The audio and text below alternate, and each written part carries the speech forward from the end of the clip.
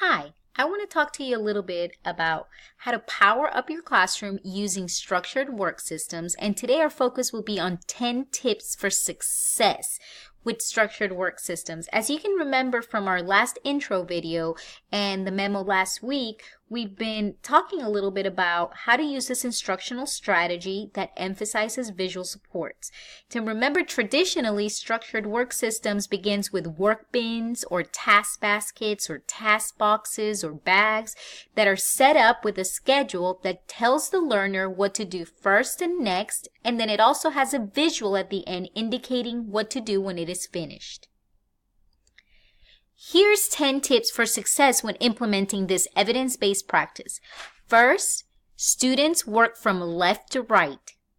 It's a literacy thing. Second, students have a place to put their work when it's finished. This avoids the student taking their work apart and redoing it. The system only contains the work that needs to be done, so there's no extra pieces there. The work stays completed going into the finish basket. So you have to have an end in mind. Teachers can check over the work and students have value to the product that they've produced. Also, use nonverbal prompts only to teach the skill. That way it'll make it easier to fade supports. The task in the task boxes or task bags or work systems have to have a clear beginning and an end to the student. So the student must know what is the beginning and what is the end. They have to know where to start and when it's over.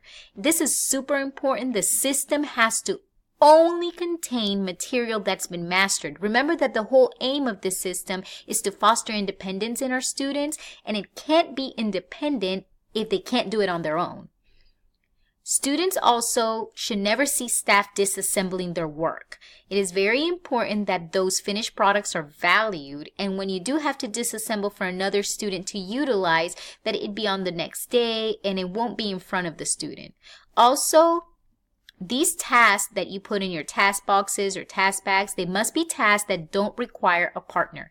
Again, it has to be independent.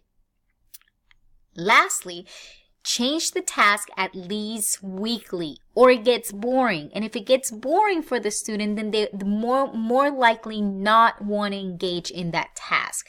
To learn more about structured work systems, please visit our ESS Autism Canvas course. A new tab has been added with a lot of resources related to how to implement this evidence-based practice when supporting students with ASD.